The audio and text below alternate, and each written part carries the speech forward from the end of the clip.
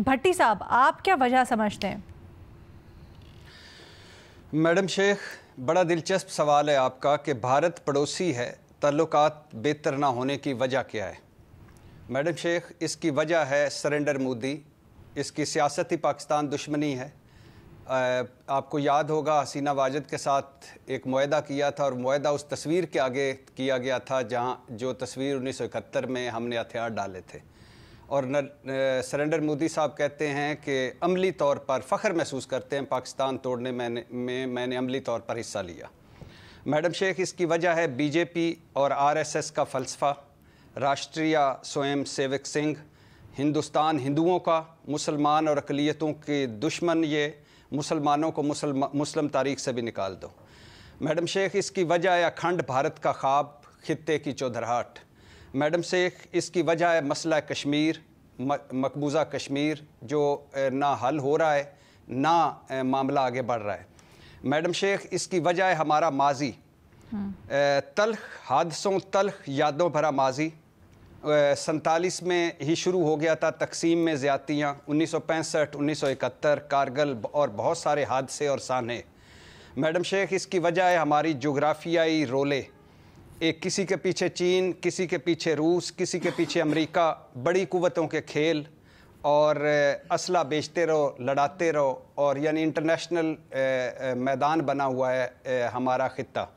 Madam Sheikh, इसकी वजह है ज़ाती अनाओं भरे फ़ैसले, गलत हिकमत अमलियाँ, गलत फ़ैसले, गलत फहमियाँ, और करीब आने के हम दोनों ने बड़े मौक़े ज़ाया किए।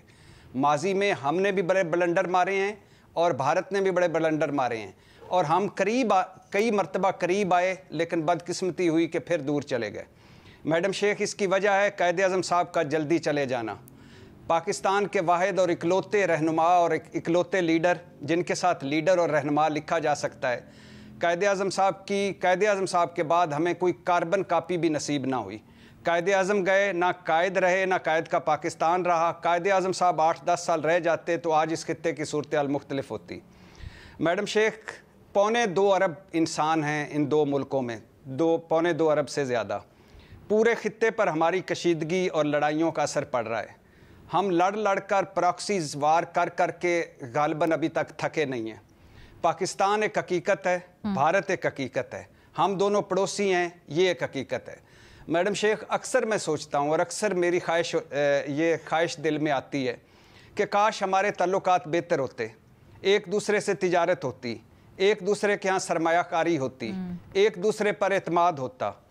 बड़ी ख्वाहिश थी कि जो पैसा हम जंगों में झोंक रहे हैं या झोंक चुके हैं या झोंक रहे हैं, ये पैसा हम दोनों मुल्क अपनी अपनी आवाम पर लगाते, गुर्बत के ख़ात्मे पर लगाते, बेरोज़गारी के ख़ात्मे पर लगाते, तालीम सेहत पर लगाते और खुशहाली और तरक्की के साथ रहते।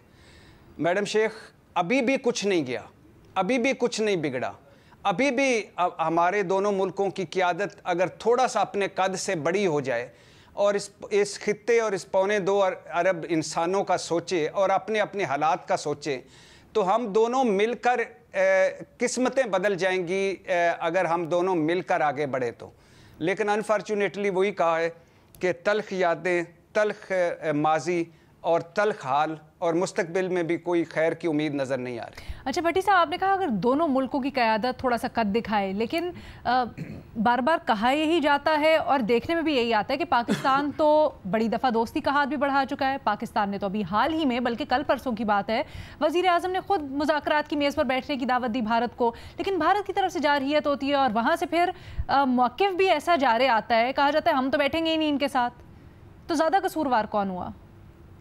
मैडम शेख, मौजूदा इस वक्त के हालात में तो डेफिनेटली सरेंडर मोदी साहब हैं, लेकिन ये हमें भूलना नहीं चाहिए कि नवाज शरीफ साहब के दौर में वाजपेयी साहब मीनार पाकिस्तान के नीचे आकर खड़े हो गए थे, और हमें ये भूलना नहीं चाहिए कि परवेज़ मुशर्रफ साहब को अगर कुछ थोड़ा सा लेकिन भट्टी साहब, तब का भारत और आज का भारत बहुत फ़र्क नहीं है क्या? इनका मवाजना किया जा सकता है? नहीं, सुनिए तो सही मैडम शेख के अगर उस वक़्त ईंट रखी जा चुकी होती और बाद में कुछ ना होता तो बड़ी चीज़ें मुख्तलिफ होती हैं, और परवेज़ मुशर्रफ दौर में बहुत करीब आ गए थे मसाइल हल होने के लिए।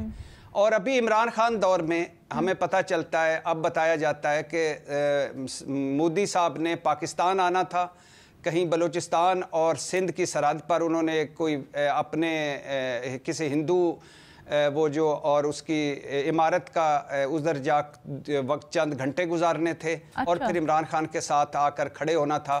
لیکن ہماری وزارت خارجہ اس وقت کی اور اس وقت کے وزیر خارجہ شاہ محمود قریشی اور اس وقت کے عمران خان صاحب کی ملاقات ہوئی اور غالباً ووٹر اور سپورٹر اور اپنے فیوچر کے سیاست کو مد نظر رکھتے ہوئے یہ نہ ہو سکا.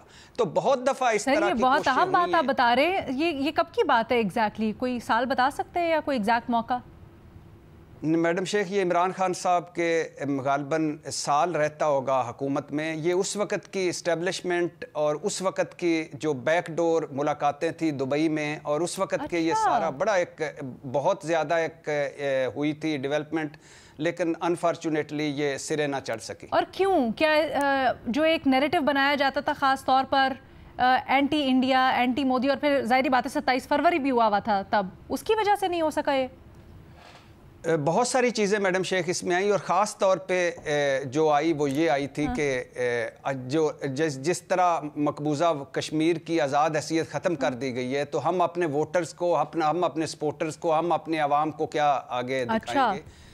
تو وہ This is very interesting. اچھا اس کو ذرا آگے بڑھا. محمل کچھ کہنا چاہ رہی ہے؟ یہ بھٹی صاحب جو بات کریں اس کا ذکر بھی ہوا ہے کچھ، یعنی کہ انڈین میڈیا کی طرف سے ہوا تھا. یہاں پر بھی ہوئی تھی بات کہ جو دبئی کی میٹنگز کی بات کریں، ہمارے جو انٹیلیجنس کے چیف، پھر ادھر جو دوول اور اس طرح کے لوگوں کی ملاقاتیں تھی بھی، کیونکہ لیکن آرٹیکل 370 کیونکہ ہو چکا تھا اور اس کو انڈیا انڈو کرنے کی جو ہے اس پہ مان نہیں رہا تھا، تو پھر یہ بات جو ہے وہ ہماری جو سویلین گورنمنٹ ہے وہ پھر اس کو آگے نہیں انہوں نے بڑھایا، حالانکہ ہماری جو عسکری قیادت تھی وہ چاہتی تھی کہ کسی طریقے سے حالات جو ہے وہ نارملائز ہو جائیں. اچھا ویسے آرٹیکل 370 کے بعد صورتحال بالکل مختلف، تو اس ٹینجنٹ میں تو ٹھیک ہے، make sense for Imran Khan کی حکومت بھی.